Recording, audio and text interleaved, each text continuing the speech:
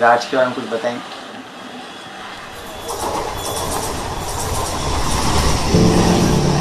मेरे को तो बहुत मम्मी नहीं बोला था, झाड़ी बहन ही बोला था।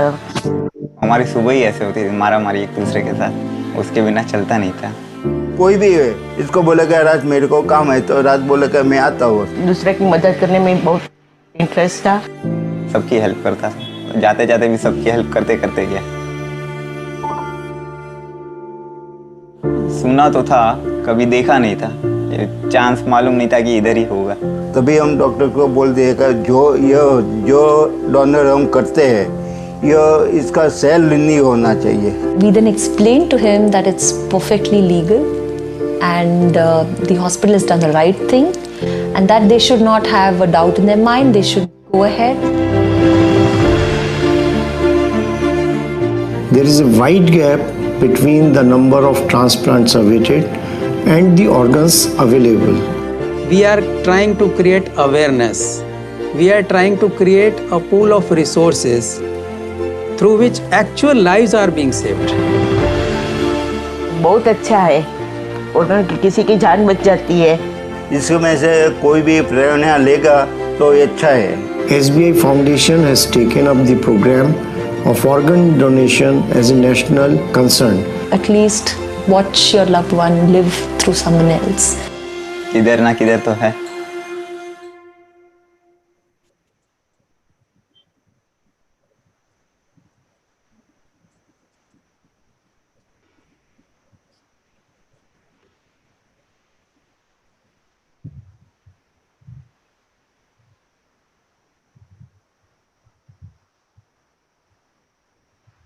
Yes, go ahead.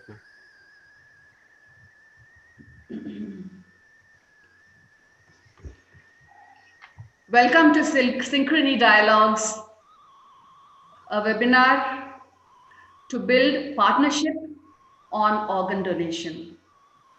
Today is National Organ Donation Day, and we bring to you this webinar, Building Partnership on Organ Donation, bringing in eminent personalities, eminent faculty who have participated in organ donation and coming from different parts of the health sector. We are indeed very proud that we are able to present to you this webinar in partnership with SBI Foundation. The moderator for this webinar is Mr. PWC Davidar. I'd like to introduce to you Mr. Davidar. Mr. Davidar, IAS, is a retired IAS officer. He has served as Additional Chief Secretary Transport, Principal Secretary Information and Technology, Special Secretary Health and Family Welfare, and Director TNHSP, Tamil Nadu, Commissioner, Corporation of Chennai, Commissioner, Corporation of Madurai, District Collector Vellore, besides several others. His assignments ranged from hardcore administration and management to that of public policy formulation and implementation. Besides this, I want to share with you the most important thing about Mr. Davidar. He is one of the key architects of deceased organ donation program in Tamil Nadu. We are indeed very proud and privileged to have Mr. Davidar be a moderator for this webinar. And all to you, Mr. Davidar, please take over. And we look forward to active participation from all the faculty this evening. Thank you, Mr. Davidar. Thank you, Lalita. That was a very elaborate and a pleasant introduction. Thank you very much. I'm sure all of us are excited to be here this evening. And as a moderator, I've been told to speak as less as possible and make sure that all the speakers speak their mind, because that's what this webinar is all about in Synchrony Dialogues. The idea is that we want to push this whole discussion and the dialogue with regard to organ donation further. Way back in 2008, and that's very recent, is when organ donation started taking real roots in our country and began spreading into many states. And we are now looking at, let's say, 12 years down the line. So we haven't done too badly. We have done very well, but then there's so much ground to cover, and which is the reason for this kind of a dialogue, because you have people from all walks of life.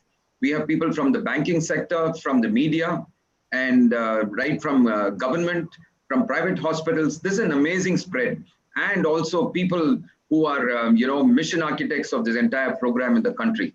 So without more ado, what I would do is, as we go along, I would perhaps just mention a word or two about each one of our resource persons, because they are the best in the land for this kind of a conversation. And I must give it to the organizers for having brought them all together on one screen. So let me just get going. What I would do is, I have a slide just to focus on the topic.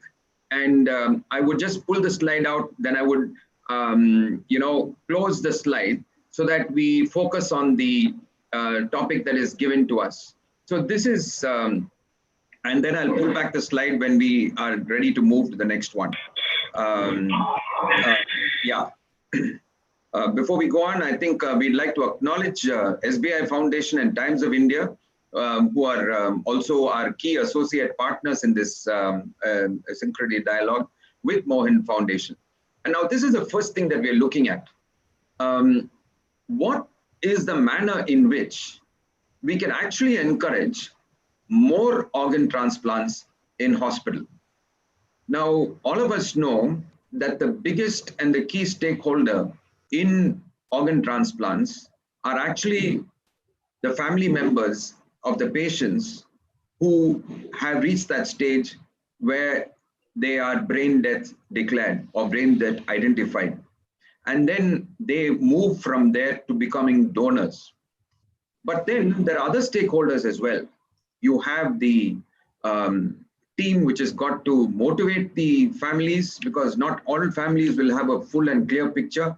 Then you have the team which will have to ensure that all formalities are fulfilled on the legal side. You have a team which has to certify brain death. And then you have a team which has to harvest.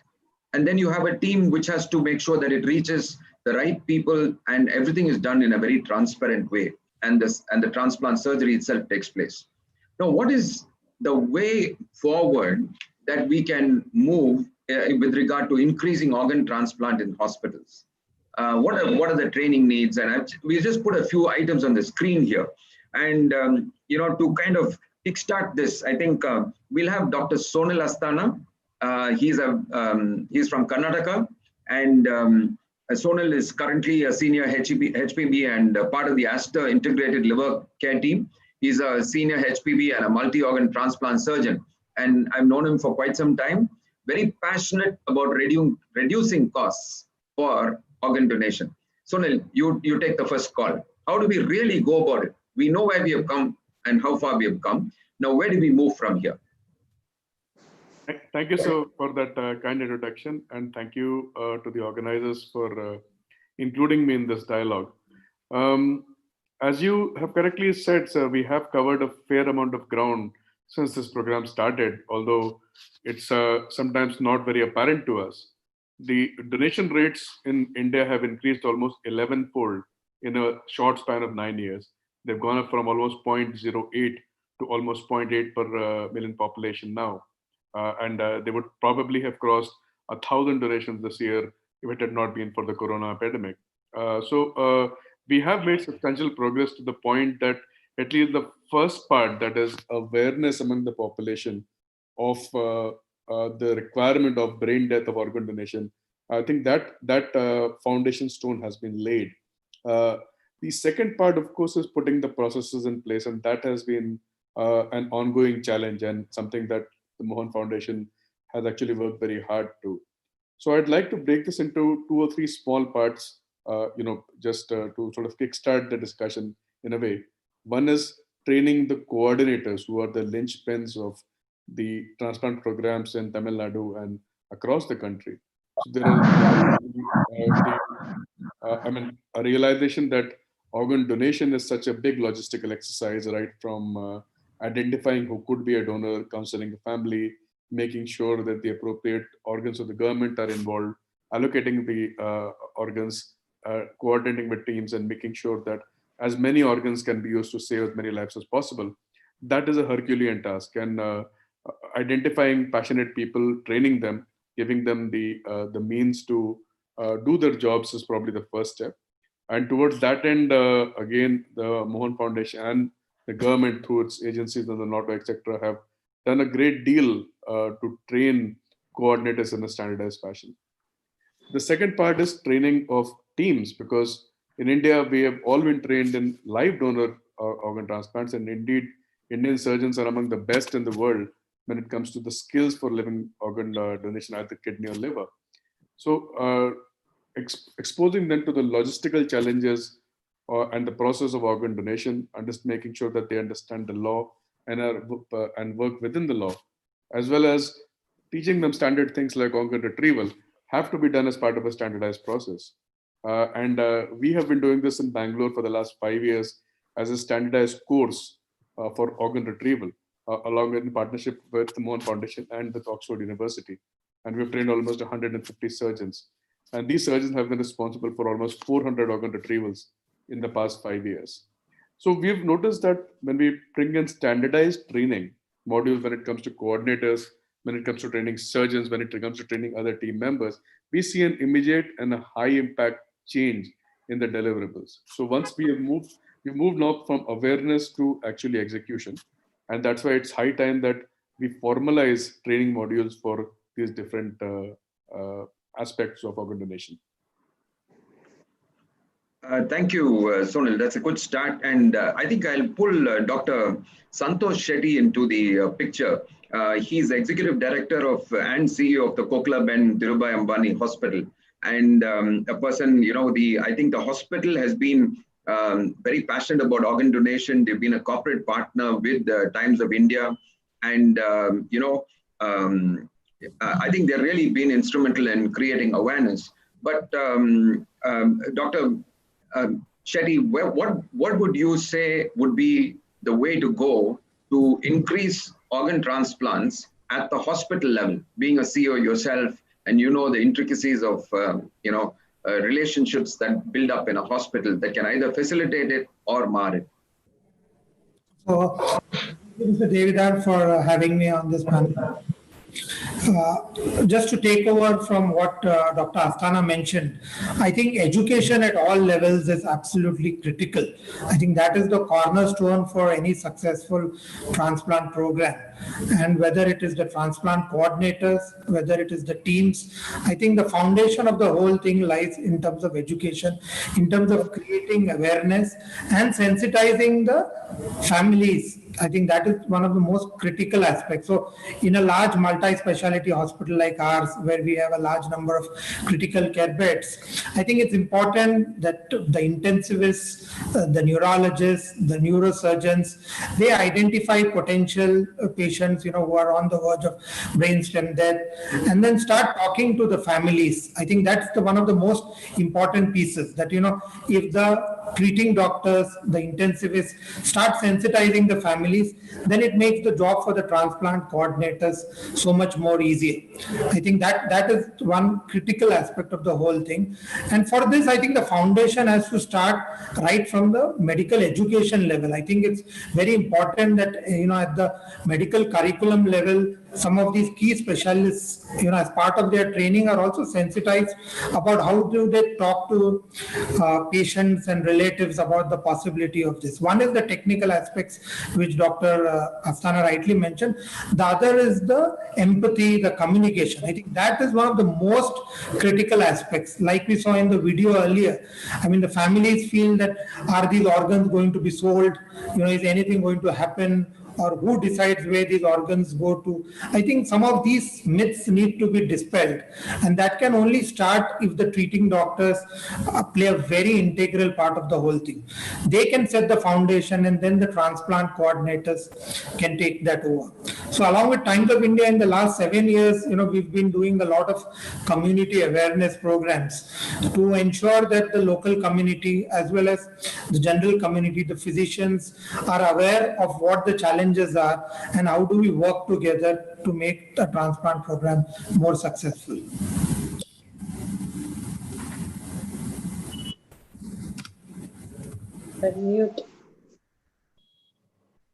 This topic is never complete without having a word from Dr. Shroff, who's been a crusader of types for quite some time, and all of us are very familiar with the work that MOHAN Foundation has put in. But I think I'll do justice for MOHAN Foundation by just pulling out a couple of slides. I've just put a few slides just so that we get to see where they are. It also gives us a picture about where the Indian scenario has moved.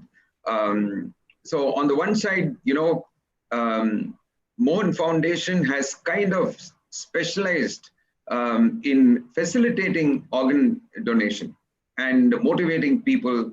And so, with their combined effort, they've been able to approach so many families, and which has resulted in the kind of organ donation that you see on the screen.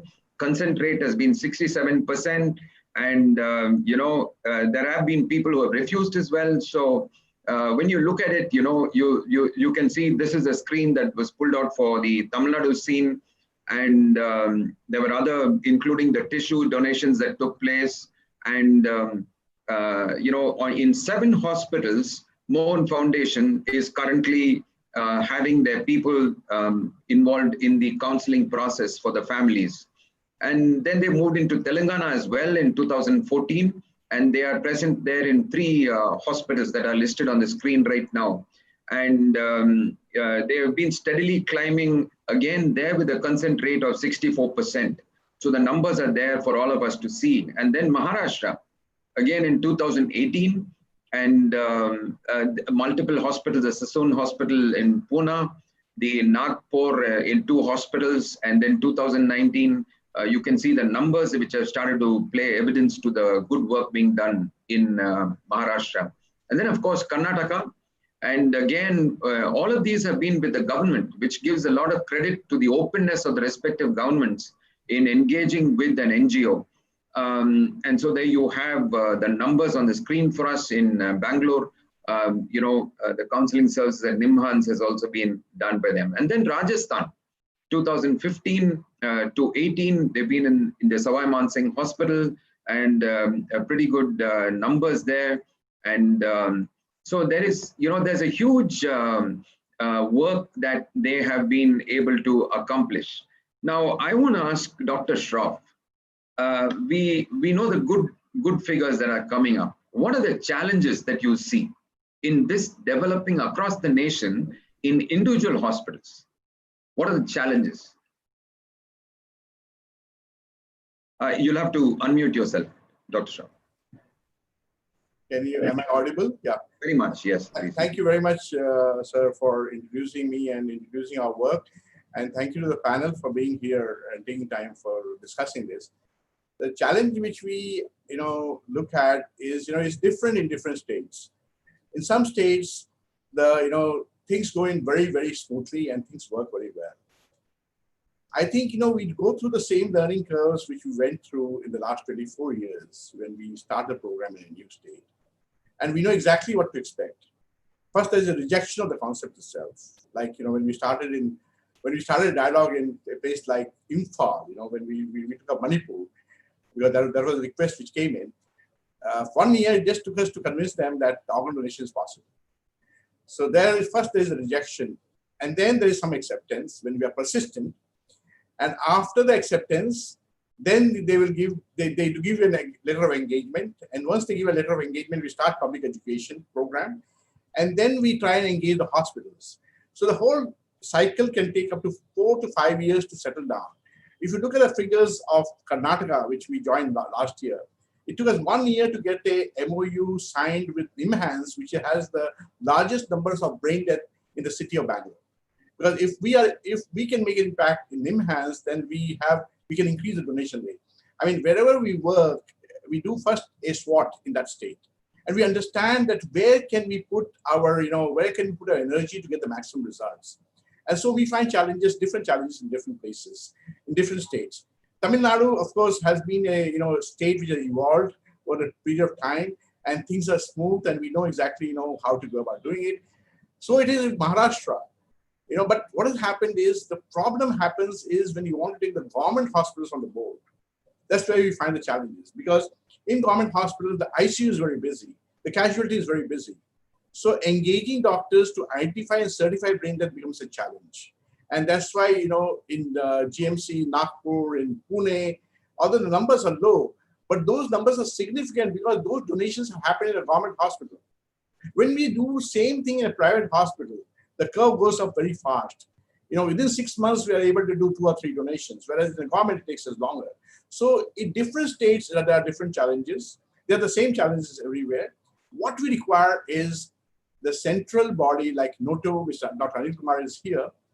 We need, the partnerships with a stronger partnerships with organizations that like with them. And if they come in as a partner as well in rolling out a program in a government hospital, I think we could do much more. Because, a public-private partnership, if you take, for example, polio is the biggest example.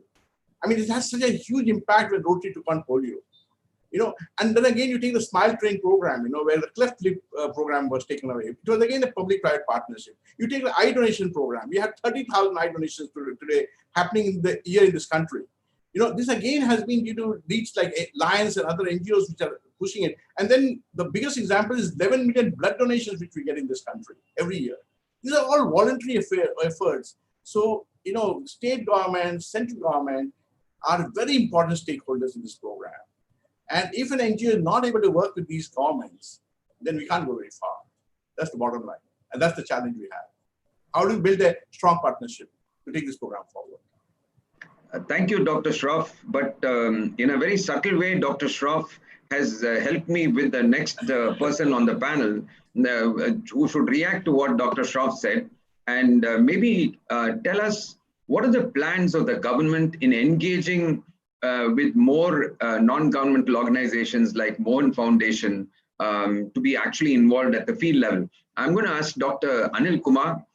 He's a good friend, a man who is very passionate about organ donation.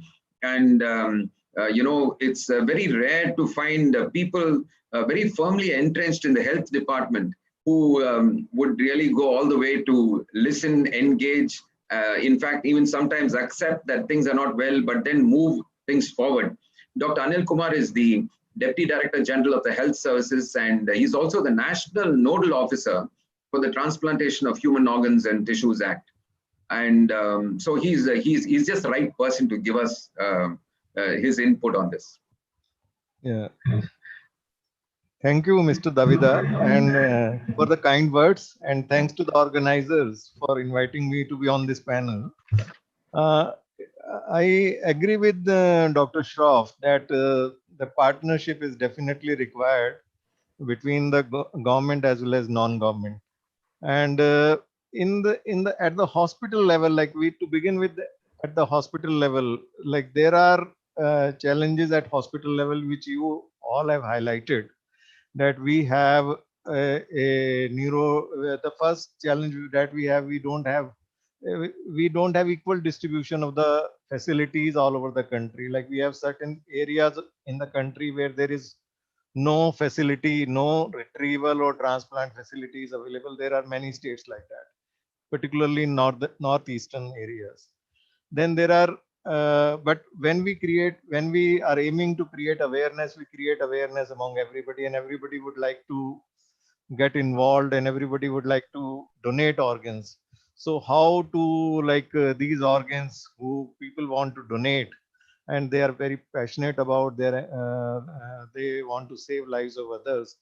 So that is one, there is a unequal distribution of facilities. Like we have better facilities in the western as well as southern region. Then we have to develop more of facilities and as retrieval as well as the transplant facilities. So to begin with, at least the retrieval facility should be there. So all the trauma centers, like wherever the trauma victims are coming, they should be developed into a retrieval facility. All these so retrieval facilities, once they gain confidence in retrievals, then they can definitely, with time, they can upgrade to transplant facilities also. So once the specialties are getting involved in, or they are set up over there. The second, we are not having brain stem death certification as it should be, even in the government as well as in the private sector. Brain stem death certification rate is very poor. The people are there in the ICU settings, but they are not being identified. So our neurocritical care teams, they who are working, who are competent to identify these brain stem dead people in the, and who are the potential donors, like we have to identify them in the hospitals.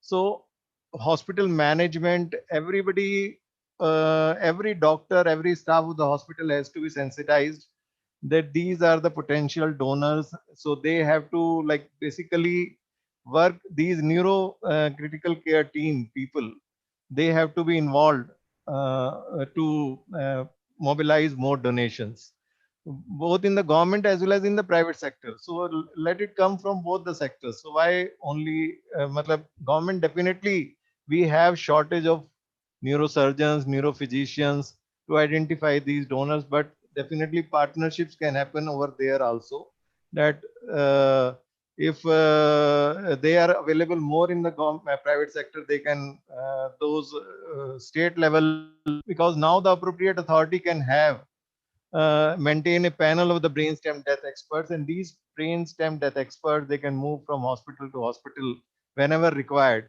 So that is one thing, that we need to identify the donors, and then after the donors are identified, then and these organs are to be distributed, then right from the hospital level, the information, there is we are developing, as you sir are aware, that we are developing a networking system in the country in the form of regional as well as state level organizations, with noto giving guidelines at the central level, but basically it is a state who has to implement it. And these SOTOs, state level organizations, they are under the state government, they are located in the state medical colleges. So, and even the regional organizations, they are located in the state medical colleges, they are in the identified institutions which were having some transplant activity already in place.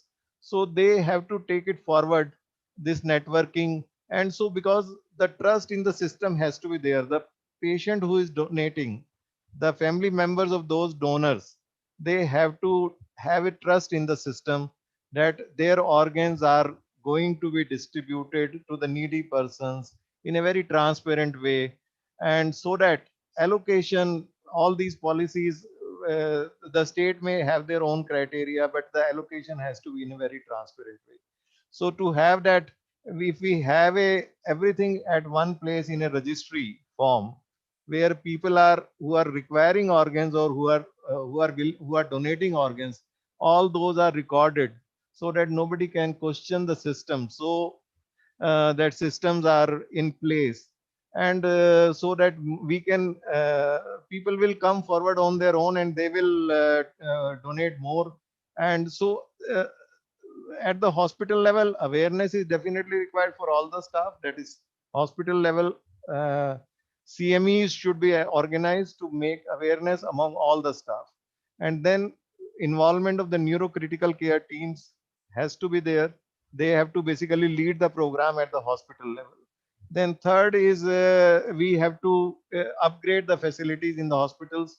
So if the like brainstem death certification has, etc., has to be augmented, the trained transplant coordinators, they have to be put in place, because the definitely the transplant coordinators which have been trained by MOHAN Foundation, they are at a of a very high excellent level of and they can definitely work with the patients, and they know how to do how to promote organ donation. So such kind of trained teams, if they are available at the hospital level, so that is basically. And but transparency is the key.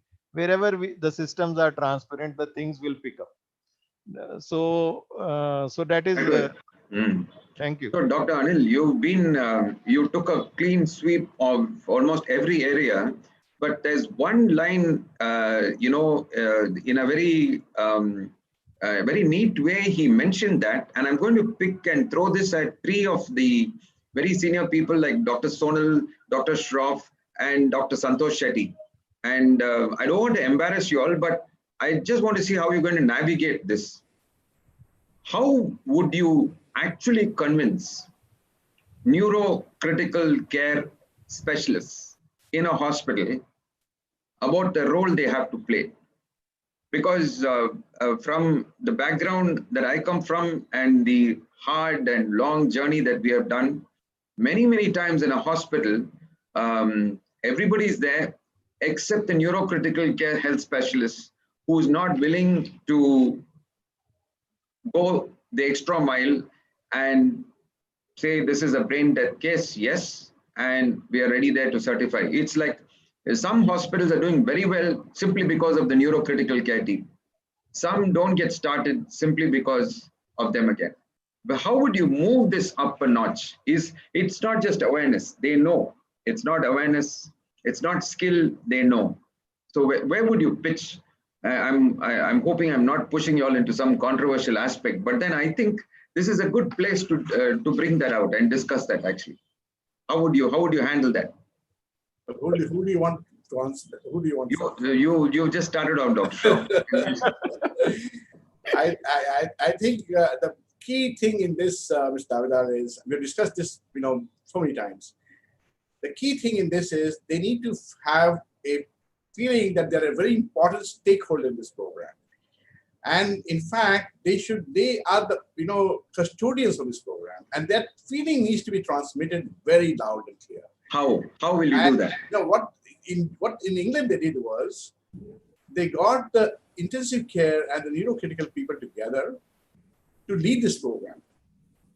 So they became the custodians of the program, and they appointed in each hospital what is called a CLOD. CLOD is a clinical specialist in organ donation who was an intensivist or a neurocritical person.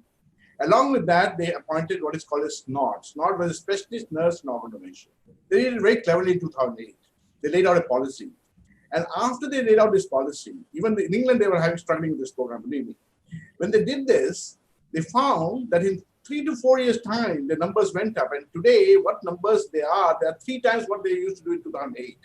So unless you really get them engaged and make them that they are the key stakeholders of this program, especially the intensive care people, we cannot take it further.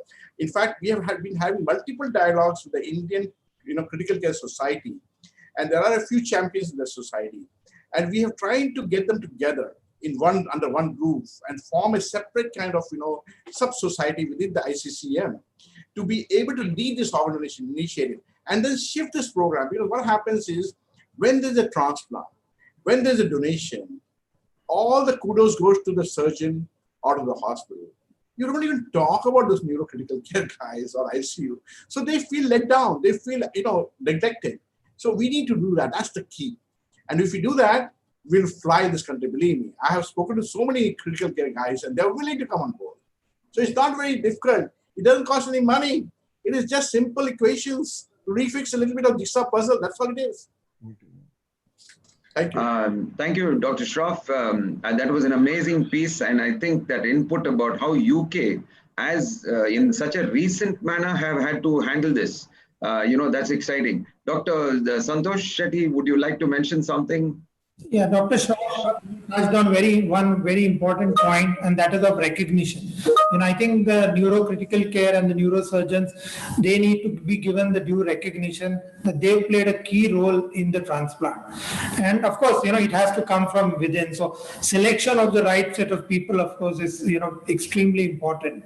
So say in an environment like ours where we only have full-time doctors, they exclusively work in the hospital only and with no other attachments. there's a huge level of engagement between the neuro team, the critical care team, and they sit together very often, discuss about various aspects of transplant.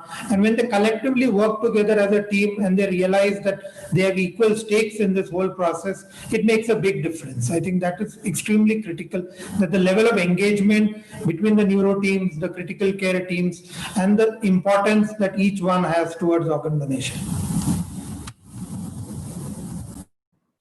Thank you very much, Dr. Santosh. So, Dr. Sonal, the last word on that? Yes, I think that a couple of points there. One is 2 points. The first part is about skin in the game. A lot of critical care doctors were not certifying because they were unaware of the law or they were scared of what the law would do. And this was a very big paradox for us because the people who know the law the best are the transplant surgeons in the community. And they're actually not the people who are certifying. So this was a gap that was clearly evident before. And the second part was also recognition, which is absolutely true because the transplant team got the glory and often the brickbats as well, but no one saw that part. But certainly there was this feeling that the people who did all the hard work were not acknowledged. But one interesting thing that has happened, which Dr. Shroff will also acknowledge, which has actually pushed this program forward, is the rise of the critical care specialists. Because before, on the one hand, you had neuro specialists, neurologists and neurosurgeons who had a day job of maybe operating and then taking care of a patient up till the point they were discharged, or up till a point where unfortunately things did not work out, after which their sort of continuity of care ended. Now we do have a cohort of people who are critical care specialists who take care of the patient's entire journey in an ICU. And the Indian Society of Critical Care Medicine, the ISCCM, has been very active in now taking on the role of advocating for organ donation as a logical continuation of the process of someone who's in critical care. Most people do well, and there are some people who do not. But they have been pushing very hard to make organ donation a logical part of the critical care continuum. And that actually gives me the most hope for the entire program, because now there is a new cohort of people whose entire job it is to shepherd the entire critical care process. So the ISCCM and the rise of the critical care specialist actually has been one of the things that has really given a bit of a fillip to organ donation in different parts of the country.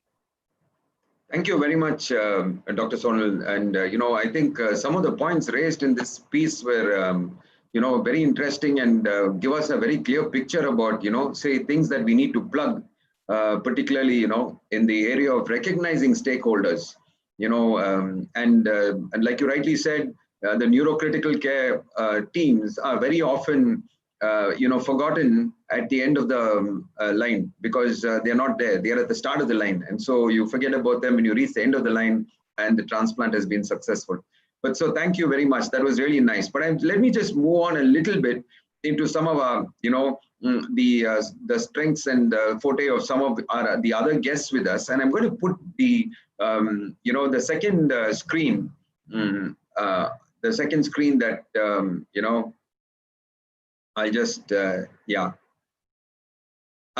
now, we have some very interesting people here, and I'm going to pitch this question to them. The role of CSR, corporate social responsibility, and media in promoting organ donation, and then the degree to which we can engage corporates. So I'll repeat that: the role of CSR and media in promoting organ donation and engaging corporates. Now, I want to start with Mrs. Manjula Kalyanasundram, and we thank you for being with us. And for all of you who would like to know, I'm sure you've read up on her, but she's a managing director of State Bank of India Foundation. So that's big time. She has a lot of money, and she is willing to do good and do good for everybody. And that's real good news. SBI Foundation is one of those few foundations which are have recognized the importance of organ donation, and very progressive. So they have kind of, they're just one or two, say 2 or 3 corporates, I think, which are putting in so much of money into organ donation and in building capacities. So let's have your take, ma'am. What has been your experience in this field? I'm sure when we put money into something in the corporate side, you want some returns, isn't it? I mean, you're looking at some outcomes happening. And what has been your experience? So we'd like to hear from you. Yeah, actually, SBI Foundation, when we started off, we thought health is one of our SDGs, where we want our focus key area. So we thought, let us try and do something different in some niche area where there's not much funding or focus right now. So we did a study and then we zeroed in on organ donation, because we thought that not much is talked about or not much is spent from the CSR field in the organ donation. So we looked around and then we found, okay, MOHAN Foundation is there, and so why not partner with them to create some impact wherever it is needed. So we are very happy that our partnership over the last 2+ years has worked out very well. We have, you have seen the video which was played at the start of the program, where our entire top management is totally deeply involved in this initiative. So our chairman himself played out a video, and it is played in our site, not only SBI Foundation site, but also in the SBI site. And all our employees have been sensitized about organ donation. We also had an employee immediately when his daughter had passed away, he had arranged for organ donation immediately after we started this Gift Hope, Gift Life project. So that was our strength, that our entire top management got into it totally. And of course, we are very happy with this impact that we have created. Our whatever we set out that we would do all these things along with MOHAN Foundation, be it in training or be it in setting up a toll-free helpline in 8 different languages. And I think the most major thing that we are happy about is that starting that organ donation program in the state of Manipur, because we found that a lot was being done in the southern states, in the western states, but not in the eastern side of it. So the Manipur was a very good initiative which we started, and we hope that most states will follow this. And MOHAN Foundation will focus on getting more and more, like all of you experts have been talking about. Unless you're going to have the state also collaborating along with the private partnerships also, this will not reach the actual people that we need to reach. Mrs. Manjula, would you, we are quite interested in this toll-free helpline. How does it exactly function? Yes, toll-free helpline is something which MOHAN Foundation has set up, and in 8 different languages. And anybody who needs to know anything about organ donation can call up that helpline. I can't recall the number right now. I'm sure it is there in our site. They can call up this number and find out what to do, how to do, and in case they need to do, and also pledge their organs, how to do the organ donation. And if something unfortunate happens in the family, how do they go about and do the donation per se? Whom do they contact? And all the counselors are there from MOHAN Foundation who take them through the whole process and help them and tie up with the hospitals and get the whole process done seamlessly. So we are happy that about 4,000 plus lives we have impacted and awesome. saved, enhanced, whatever way you put it, and we're very happy about that. And we are also happy that we partnered in that discussion which happened at IAMA last year about the how to promote public-private partnership. So far, I think it's been a good experience. It's been a very fulfilling experience for SBI Foundation.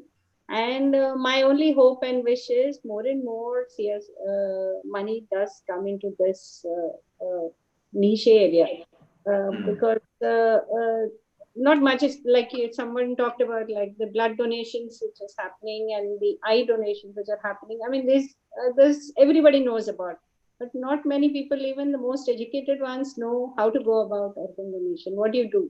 And even once you pledge, then later on what? How do I do it? How do I go? And I mean, a family in grief, that is the last thing on their mind about organ donation. And that is where the NGOs like MOHAN Foundation does come into play. And we are very happy that we are partnered with them in this initiative. Thank you so much. That was, we really appreciate the good work SBI Foundation is doing.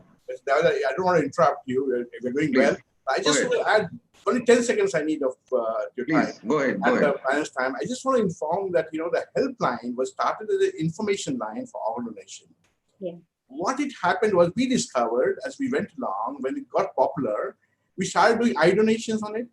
Wow. We used to get calls in the middle of the night for eye donations we've had. We're doing body donations. And we started coordinating brain death and organ donation. We would have phone calls from a loved one in a hospital saying that my loved one is, brain dead possibly. Nobody's asking for an organ. What do we do?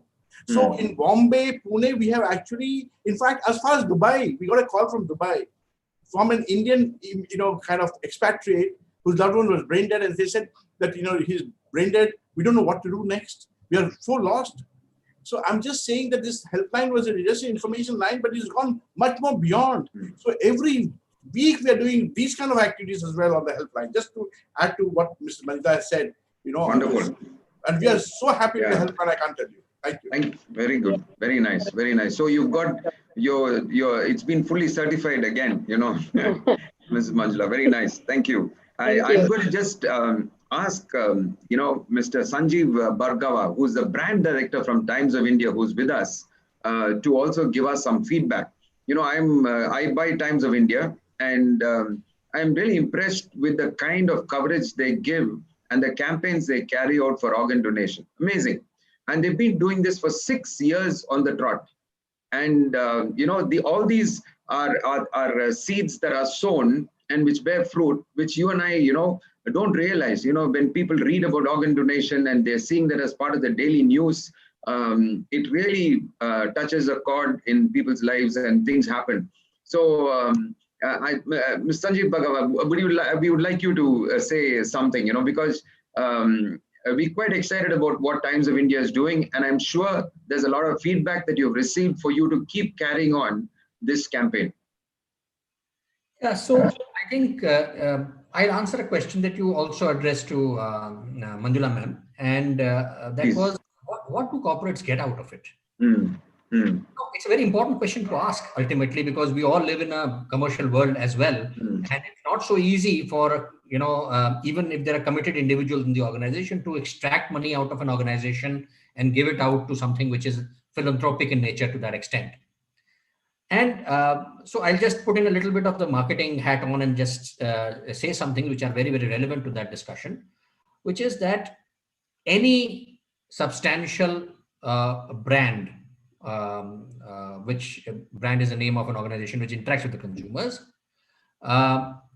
in today's day and age needs to project itself as a benevolent brand. No brand can be neutral in that on that spectrum today. And the reason for that is that the consumers of today expect the brands that they love to be benevolent brands. Now, how do you express that benevolence? It can't just be in your product quality or product service, or service quality. It has to come from an aura that you build around the brand, which has to be benevolent in nature. And which is why across the world, you name any large brand, it will be associated with some cause or the other, because that cause has a monetary value for that organization. And as corporates, more and more corporates in India are also realizing that this benevolent cause association is so good for business. That's the important part first. The second part is then what kind of causes should they be looking at? And yes, there are hundreds and thousands of them. And every organization must pick and choose what kind of cause they want to look at. So very clearly, CSR is not just one compulsory mandated financial thing that's imposed by the government. It is something in my mind which is absolutely critical for organizations that want to build their business and build their connections with their consumers. That's as far as the CSR part is concerned. Coming to the media part, similarly, media has a very, very sacred responsibility. If they don't deliver on that responsibility, they lose their integrity as media entities, which is bubbling up to the surface issues which are otherwise not in public discourse, but are important for society. It is extremely important that media houses do that. If they don't do that, what is it that they're really doing? I mean, it's very good and very, very dramatic to do exposés and stuff like that. Though that is the same genre, you are bubbling up to the surface issues which relate to the public but are not in the public discourse. But similarly, there are these issues. There are issues like organ donation, which are not in public discourse but so critical for public good.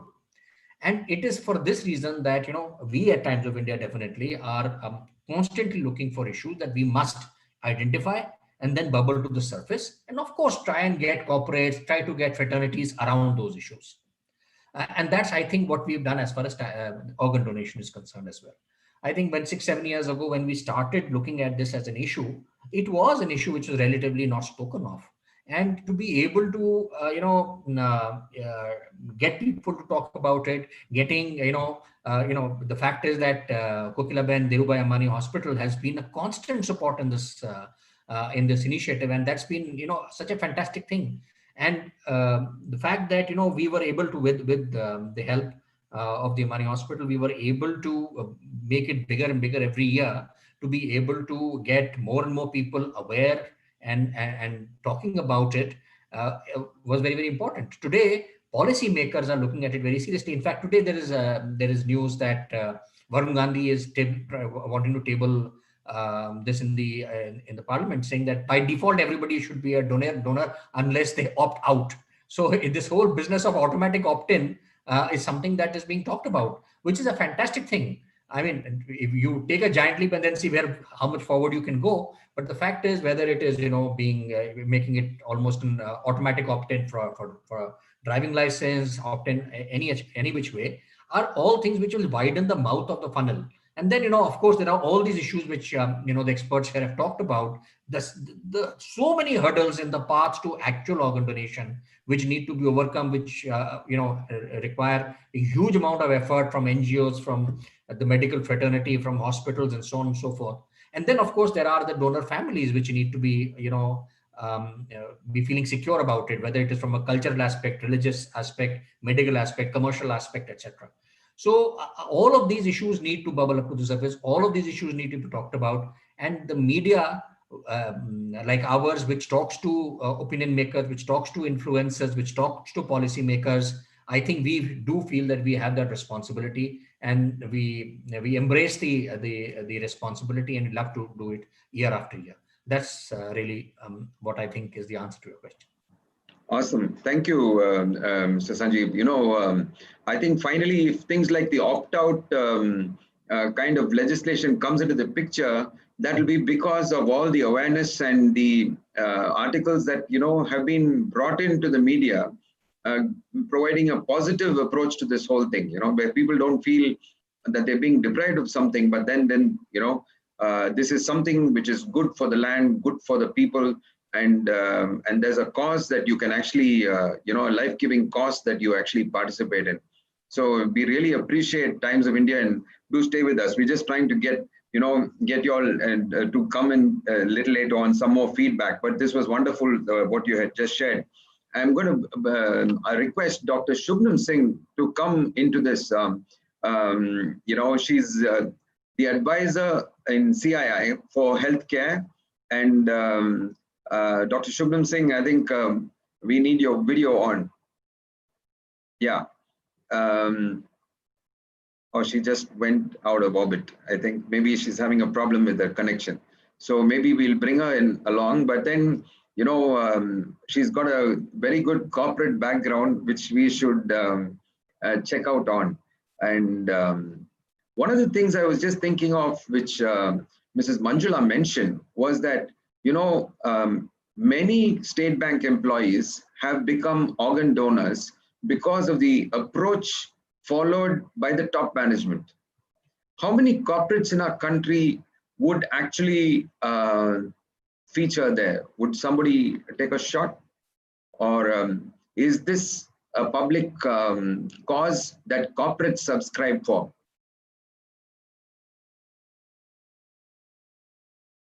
I think Dr. Shabnam Singh, you've come in just on time. We were just turning the question on to you, and you disappeared. But welcome back. See, the thing is, what we are looking at is this whole approach by top management in the corporate world, who would actively promote organ donation even among their own employees. And we had a great example of SBI Foundation and the State Bank of India, which has promoted this among their own employees. And it's become a passionate thing there, and many people have come on board for organ donation. So how would you see this actually getting more broad-based in the corporate sector in India? Right. So I was listening intently to the entire conversation, and I'll take over from some points with Ms. Manjula and Sanjeev mentioned. Today, the environment of corporate is that they're acutely aware of their societal responsibilities.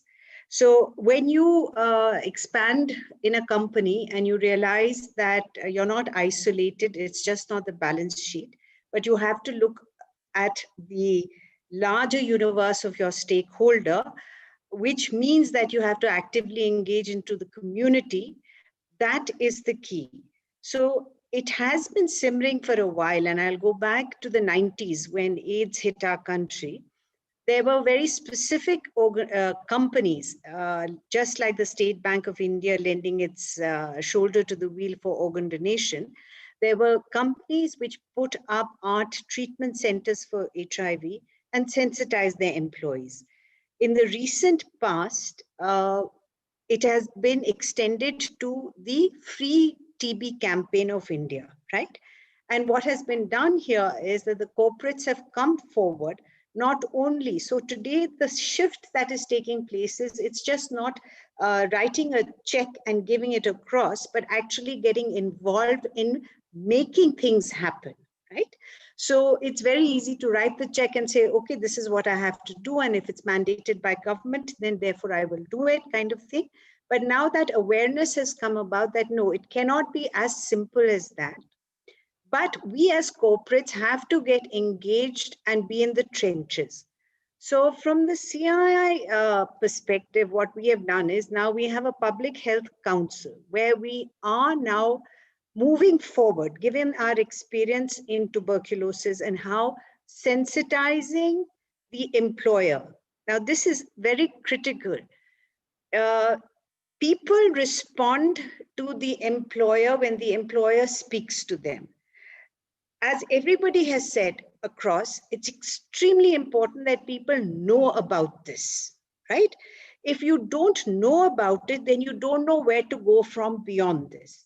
So we from CII are putting in together for all corporates to ensure that in the free TB program, every corporate will tell each and every employee about it. So I would suggest the same route be taken for sensitizing people and letting the community know about this. The second very important place is in education. So while so far the education has been restricted, or we are looking at it from the lens of the doctors, the medical community, and transplant coordinators and so on and so forth, again, a success story which we've seen happen in Himachal in the Health Sector Skill Council is that when you start sensitizing children between the ages of 9 to 12, and here is where the indices of MMR, IMR have done brilliantly in Himachal is because the children who were going to school were sensitized about good eating habits, where to go, what to do. So again, if you seed it at the right place at the right time, the dissemination and the mist that is around what will happen if the organ donation takes place, where do I go, what do I do? It's a long journey. There is no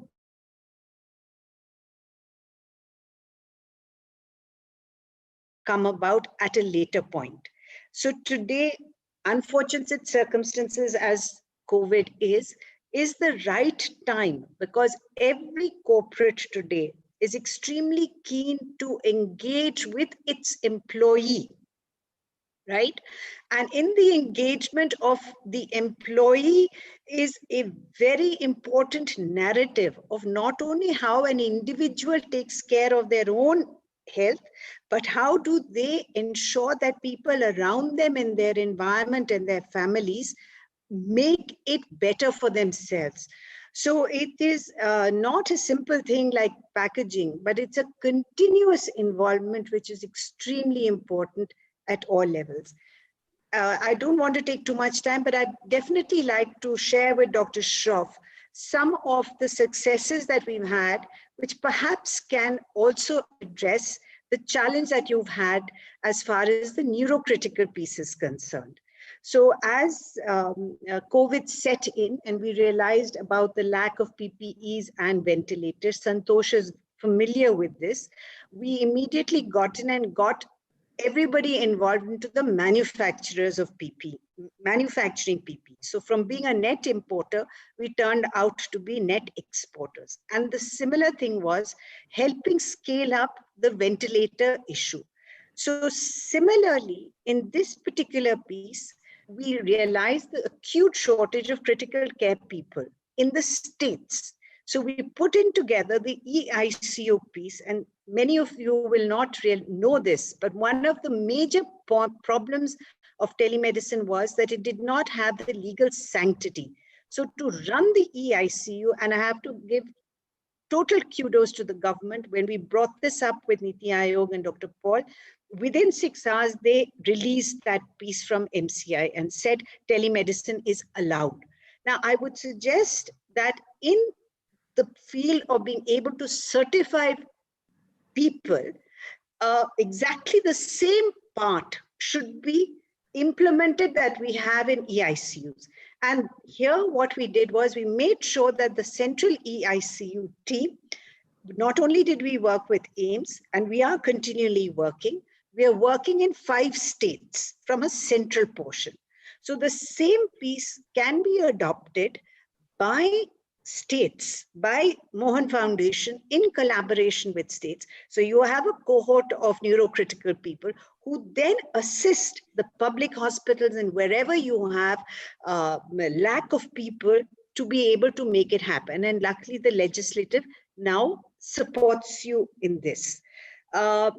Training, certifying, upskilling, Dr. Shroff, Lalita, Pallavi all know what we are doing in the Health Sector Skill Council. We would be more than happy to help fast forward this. And we have a cohort with 4 AIMS, Rishikesh, Indore, Delhi, to be able to make this happen. So net what I'm saying is, CSR today is not the old days of CSR where they simply write a check, right? CSR today means that you have to get into the trenches. And the good news is, as Ms. Manjula said, you give them a good reason to being there. And as Sanjeev said, they do need that benevolence behind it. And they, as I said, unfortunate circumstances, though COVID may be, but it has brought about this realization. Over to you. Awesome. That was very nice. I think it's, you know, from the word go, every panelist has been really giving us, I don't know whether it's the Zoom effect, because you tend to zoom in straight away onto the topic and give the depth that you don't get in a normal conference. But just before Dr. Sonal comes onto the picture, I just want to say Dr. Shubham Singh is not, you know, she's not like any other person. She's a clinician for 20 years. So she's a full-fledged practitioner, and then getting on to the governing board of the Health Sector Skills Council of the CII. You know, there's a terrific alliance that works out because of 2 worlds meeting at the right place. Thank you, Dr. Shubham Singh. I think Dr. Sonal would like to add something there. Yeah, just another point about this interaction of you know, the corporate sector and the social stroke government sector through the PPP and CSR alliance. We've been running a program to support children's transplant for the last 4 years, which runs largely on CSR. We've raised quite a substantial sum of money for it. And one thing that we realized is that when corporate money comes in, the corporate ethos and the structure of accountability comes in, which is really good for an NGO or for a government perspective. Absolutely. For example, you'd be surprised to know, and Dr. Stroff knows this, that there would be very few people who would be able to tell you what a liver transplant would cost. And in fact, we didn't know until the corporate came and said, hey, there's money here. But we need to know how it's spent, what does the transplant cost? And something as simple as an item costing, which would be very basic for any corporate that's manufacturing anything, is not done in medicine. So I think that there's more value that an engagement through CSR in the PPP sector would bring, more than just money or more than just visibility. It's also accountability and governance, corporate governance, which I think actually adds to the transparency. It adds to what has been said by the panelists before. Thank you, Dr. Sonal. I think that's a perfect note for us to go into the next point. I think we have been told that we bring down the guillotine at 6 o'clock on time. So I'm just going into the next one. It's perfectly balanced on what we have just been hearing now from the panelists. And this is, how can private hospitals participate in the care of poorer patients? Private hospitals typically would have to balance their budget, and they'll have to make themselves sustainable, making sure that all their stakeholders are provided for in the process, because nobody's going to subsidize them. So how do private hospitals participate and take care of poor patients? And here's one on the lower edge. Can the trust deficit between government and private sector be reduced through such initiatives? So that's really open-ended, and I would leave that to you, but it's more about how the private sector can get into this whole aspect of dealing with poorer patients. I'm going to pick on two of our panelists who are yet to open their account. We've got a first-class person here, in terms of depth of understanding, Dr. Arun Gupta. Dr. Arun Gupta, incidentally, is the Executive Director in the National Health Authority. Amazing. He's on the National Medical Commission as well. And he is himself from the medical field. And he's currently also the Executive Director, which is in charge of implementing Ayushman Bharat. So Dr. Arun Gupta, I think we are giving you a difficult one. How do private hospitals actually look after poorer patients on the whole aspect of organ transplant? So thank you, Mr. Devidar, and thank you for the organizers to have me here. It has been a great learning experience. To tell you the truth, Mr. Devidar, we don't have the experience in the field of organ transplant yet under Ayushman Bharat. Actually, Ayushman Bharat Pradhan Mantri Jan Arogya Yojana is not having any organ transplant package right now. But there is a thinking right now that this is an important aspect of healthcare, and we are looking after the health needs of approximately 40% population of the country. So we need to have this aspect also covered. So that's how we approached MOHAN Foundation, and we thought that with their expertise, we will be able to draw out a program under ABPMJ for organ transplant also. But I can tell you my experience of having dealt with the private hospitals so far in last 2 years. The quality of care has been actually phenomenal. The people, the patients are actually preferring to go to them, and there are very few complaints which come to our system. We are actually seeking out patients' feedback after they have received treatment, and after we have sponsored more than 1 crore treatments under ABPMJ. We have had hardly 1%. It's actually less than 0.5% complaints that have come in, and the share of private hospital is even less than that. So there is not the trust deficits there is no foundation for that to be there. Of course, there have to be some checks and balances that have to be there, the field of organ transplants is having a high stakes, both in terms of life and financial also. So National Health Authority would like to have the proper checks and balances in place before we start out on that. And I think that's it from my side. Thank you. Thank you very much, Dr. Arun Gupta. Actually, I think maybe a little part of this conversation could well be of some help. I'm just going to bring on board Dr. Rajesh Chandwani, who's from Ahmedabad, and he's a great person. He's basically, he's a qualified pediatrician, and then went on to do a PhD in management. Amazing guy. And he's now professor in the Indian Institute of Management, Ahmedabad, and he is also faculty in the Center for Management of Health Services. Dr. Rajesh Chandwani, I have a feeling maybe he's just gone out for a second, but I think when he comes back, we'll bully him a little, because I'm sure he'll be able to contribute a lot on this whole aspect. But another person who I think would really help is Dr. Sonal. You have done studies on, comparative rates of hospitals, and you've tried to put figures on that. And in fact, I'm sure Dr. Arun Gupta has already got you in line for the discussions on that. So maybe you could mention something about what your findings are, and then we'll come to Dr. Rajesh Chandwani. So we'll just come and we'll have you, Dr. Sonal. Okay. Thank you, sir. It was a pleasure to hear Dr. Gupta's comments. As it happens, we currently do pediatric liver transplants at the cheapest rate in the world.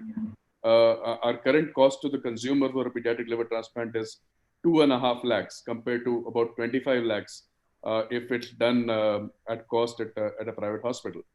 The reason we've been able to do that is a fairly intense engagement with corporate social responsibility, crowdfunding, and a clear understanding of what the costs are, including costs such as out-of-pocket, etc. So we've done a lot of work with that on that with Dr. Shroff and the MOHAN Foundation, mapping out exact costs, out-of-pocket expenses, and how we care for these patients long term.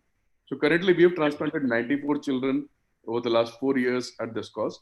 Across India, other hospitals have also taken up this particular format, and our total of about 147 transplants have been done across India in different hospitals for children using this particular format.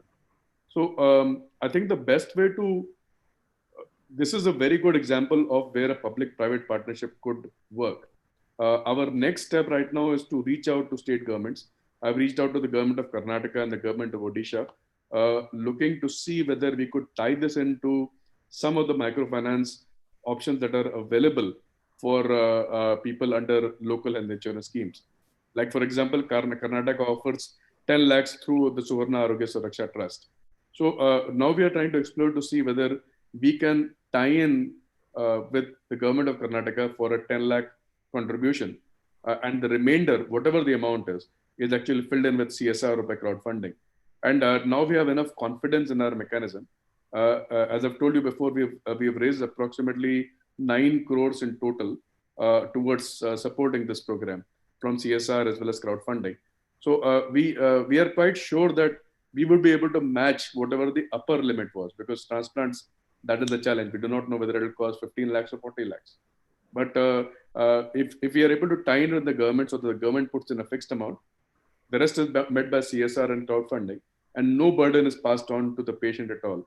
That would be an ideal way to make sure that we are making a difference where the impact can be made. Because eventually we can talk about transplantation or organ donation, but it isn't until people are able to afford transplantation that our work actually gets done.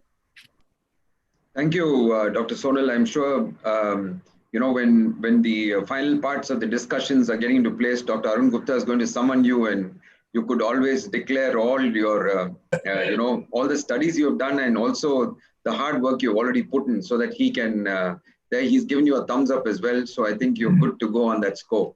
And he's been running around in circles, Dr. Sonal, on trying to get funding for these children, who are from poor backgrounds. And it's been very frustrating for him sometimes. So I'm aware of that. Let's have Dr. Rajesh Chandwani. And we've already introduced you, that you're one of those rare people who quit medicine to do management. And now you're married to both. So what do you feel about funding, organ transplants for poor patients? And after that, we'll have Dr. Santosh Shetty, who had just indicated he'd like to share. So, Dr. Rajesh, you're on first. I think, am I audible? Very audible. Yeah. So thank you so much for the opportunity to participate in this enlightening discussion. I think cost to the patient, as Dr. Sonal Asthana was also saying, the ideal thing would be patient does not have to bear the cost. But the problem is somebody has to bear the cost. Then who will that somebody be? Whether it will be government or corporates or philanthropers, somebody has to bear the cost because the system cannot run without resources. And that is where, if we see from the management perspective, first of all, many times, most of the hospitals, and that is a problem in healthcare because of the complexity involved, are not aware of the costs. So what is the cost of a heart transplant, or what is the cost of a heart surgery, say CABG? I think that is where many of the hospitals have not done a systematic study. I think Dr. Sonal has done one, had presented one in our IIM Ahmedabad conference. That is where if we can allocate the resources and allocate the cost, if we know the drivers, then only we can control them. So first of all, the thing comes to if we want to develop cost leadership in the hospitals, we should know what are the costs involved. So understanding the whole process, and this is such a complex process where it starts from awareness, then to grief counseling, then transplant coordinator teams, then harvesting people, then transplanting people, then hospitals, then ICUs, and the law enforcers. So these are very, very different stakeholders with different perspectives. How do we ensure that everybody is satisfied? We started our discussion with neurosurgeons and neurophysicians, how to what is in for them and how to make them work. And that is where, if we understand the whole parts, how are they put together, and then allocate costs, and then try to decrease the costs in that sense. So one major thing in management perspective is efficiency perspective, which is the supply chain, which is the assembly line perspective. So one of the things which we were doing, which we were discussing with our Gujarat government also, if we want to make it fast and make it cheaper, can we arbitrarily, at least to roughly divide the whole process into small pieces, and maybe for some pieces like transplant or organ harvesting, the skills might be required which are very different, or in terms of the levels from organ transplantation. So why to waste an organ transplant surgeon for harvesting? So if we can think of these breaking up, analyzing the tasks into small tasks, and looking at what are the resources which are going into these particular tasks, and how to maximize the utilization of those resources, that is where the efficiency will come from scale. So we have to bring in government, because government has scale. So partnership, we talked about public-private partnership, it can bring scale. But unless and until we analyze that, the systematically, the activity-based costing, we call it, and the systematic analysis of the whole process into small parts, with each part requiring specific resources, and how to maximize the utilization of those resources. I think that is where the overall cost will come down, which will be bearable by some person who is actually bearing the cost, if not the patient.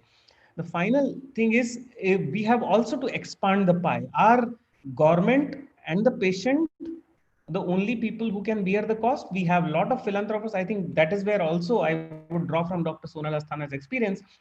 We have been working with him on crowdsourcing, getting philanthropists to pitch in for the shortfall which the hospitals experience. So I think expanding the pie and how to make the best use of resources available within the frame of not destroying the quality, but increasing the quantity, that is scale. Thank you, Dr. Rajesh. I'd like to have a word from Dr. Santosh Shetty, who, please. I just like to make a couple of quick points in terms of how do we reach out to more poorer patients as far as transplants go, especially in the private sector. So, definitely what Dr. Asthana mentioned in terms of creating a gap funding avenue by involving corporates, philanthropists. So we've reached a stage today where we have a separate cell, which, comprising of our social workers who actually maintain a database of corporates, and you'll be surprised a large number of individual philanthropists as well, especially when it comes to pediatric transplants. There are enough and more people willing to come forward and make up for the gap funding. So that's something that we've put into place. The other important thing that we are doing here in Maharashtra, and where I think the ZTCC has played a very, very important role, is to create a platform where the public, private hospitals, the stakeholders, we come together. So whether it is the intensivists, the transplant surgeons, they all meet on a regular basis and discuss various aspects in terms of how do we reach out to more patients. So what we've been able to do is there are teams now from private hospitals who go to public hospitals and do surgeries. So that way we are able to reach a much larger pie. So the poorer patients who otherwise cannot access a private hospital have an avenue of going to a public hospital, and there are teams from private hospitals which go and perform surgeries there. So the ZTCC, the Zonal Transplant Coordination Committee in Maharashtra, has played a very, very key role in Mumbai. So it's also not just created awareness about cadaveric donations, but also helped in a lot of teamwork to reach out to more poorer patients. So one is of course raising the funds, but the other is actually providing services in government hospitals comparable to private hospitals. I think that's another important aspect. Thank you, Dr. Santosh. I think we have, we've done very well, but we have time for one last question just before we pull the shutters down. Typically I'm just going to just pull the screen back into focus. The question is worded this manner, but I'm going to turn it around. The question says strengthening documentation in non-transplant organ retrieval centers or hospitals where brain death declaration is being done, more NTORCs. Now, I just want to, close this session on maybe something that we could look forward to. Currently, a transplant hospital has to go through a huge amount of procedures to get approved and have a license to transplant. And there is a big process involved in the state, and which is again determined by the Act. And once you get your license, you're good to go. But very often, someone who's brain dead is not at such a transplant hospital. In fact, a lot of brain dead patients land up in hospitals which are not yet licensed and certified. And they don't, even if the family wants to donate, they do not donate simply because the hospital concerned is paranoid about all the processes and procedures involved. So our own red tape and processes and procedures is preventing many an organ transplant from happening. Now the question is simply this: could we make every ICU in the country as a deemed to be non-transplant organ retrieval center? I'll repeat the question. Could we make every ICU, which means you have half a dozen ventilators, you have all your, you can organize your blood gas machines as part of that, do what you will, but could we say they are deemed to be, which means they don't run around to some government office for getting approvals and getting clearances and having to fill up a lot of paper. Instead, they are deemed to be. So if there is someone willing to donate, a transplant team or a harvesting team rather, like Dr. Sonal correctly or Dr. Rajesh correctly mentioned there, can go in and harvest. I'm going to train this question on to Dr. Anil Kumar first, because I'm hoping he will at least say we will seriously consider. Dr. Anil Kumar.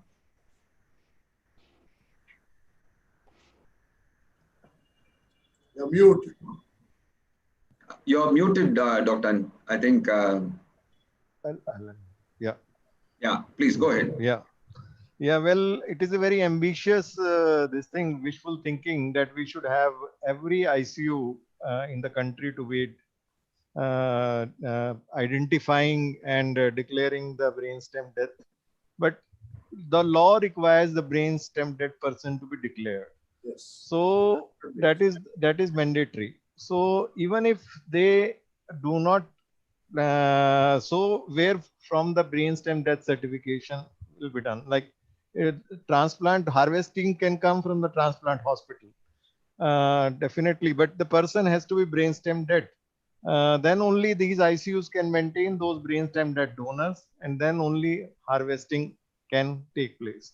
Then another thing that why we are like we have moved to this next step of during the 2011 amendment, we have now moved to the step of the retrieval only hospitals just to promote this. Perhaps this could be the second step to move to every ICU being declared as a retrieval center wherever a ICU facility is there. But again, the problem again comes with the identification of brainstem death person. Like there will be, you will not be able to find this combination of brainstem death committee in every ICU facility, which is required legally. So otherwise, we may land up into a situation where we are identifying wrongly, and when the transplant team comes or some issues may crop up.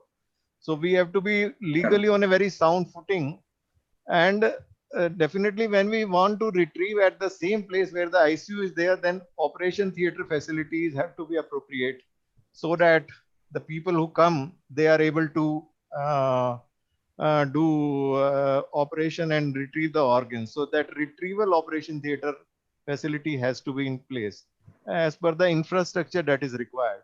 And then then we have to teach that particular ICU should be aware of the donor maintenance, how the donor has to be maintained, because every ICU in a small hospital or a nursing home will not be aware of the donor maintenance part. Which is a very, very highly technical subject, and it's a skill which has to be learned and trained. Then we want to motivate the family. Then we also say now every hospital has to have a transplant coordinator. So that transplant coordinator may be an additional expenditure on those smaller nursing homes and hospitals which are like trying to be retrieval centers. So, thank you. Yeah. Dr. Anil, I think you've pretty much indicated that it may not be possible. But, I just want to mention here, I don't think we want to compromise on any of the procedural aspects of declaring brainstem death. We don't want to compromise at all. Yes. Neither do we want to compromise on the facilities and infrastructure that is needed for an organ harvesting exercise. So even if we went in with all nursing homes that had operation theaters, the fact is, from our personal experience over the last 12 years, just to brief the group here, sometimes we have had to recognize a nursing home or an operation theater facility as a temporary transplant center, and everything was done. The process by law, by the neurocritical team for brainstem death declaration, and then the harvesting, and everything was done in a very transparent way.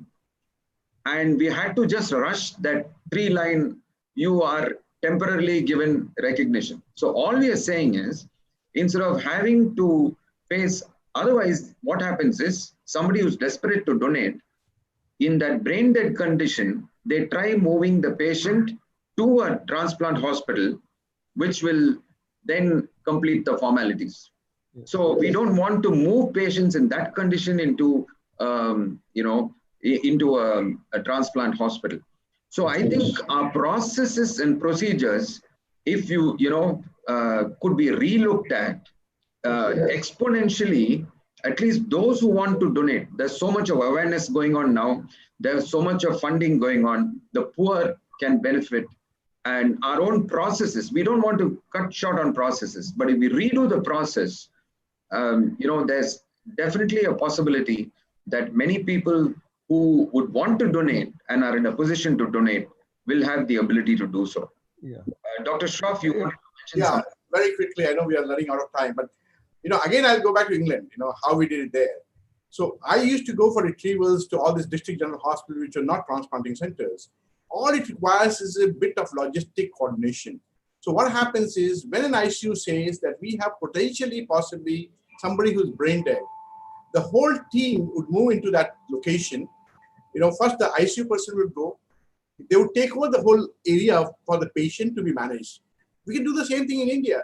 What you can do is every location in a city, you can map it out and give it to a few hospitals, which are transplanting hospitals, which have the ICU facility, which have the transplanting facility. So you move the team, small team moves out and just takes over the whole operations. There's no way we need to compromise on brain death certification, maintenance, no way. On counseling of relatives, no way. We have to do it properly. Absolutely no questions about that. But what we need to find is a logistic solution, a simple solution. And it worked very well in England. So I'm sure it can work the same way. Now that we have SOTOs in place, a simple phone call to SOTO and things will just happen. So I think on that positive note, I'm sure Dr. Anil Kumar, he is a very proactive, very progressive person, and I can already see him smiling. So I would like to interpret that smile to indicate that he will seriously look at this and maybe do a pilot in some of the established states. If maybe a pilot could be done, and I'm sure Tamil Nadu will come forward, Karnataka will come forward, Maharashtra will come forward, where it's fairly getting established. If we did a pilot of a few districts, it might throw up something. We could do a pilot for even 2-3 years, and then each case of a non-transplant hospital where harvesting was done could become a case study, and we could go through a rigid protocol and actually have something, whereby we are going in, like our Prime Minister says, less governance and more impact on the nation kind of a thing.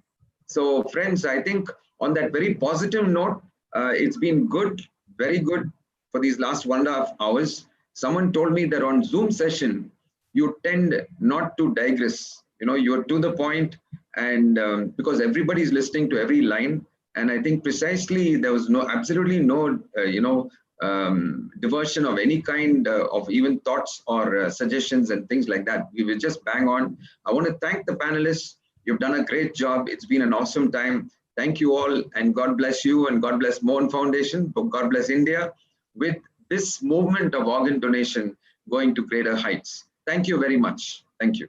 Thank you. Thank you.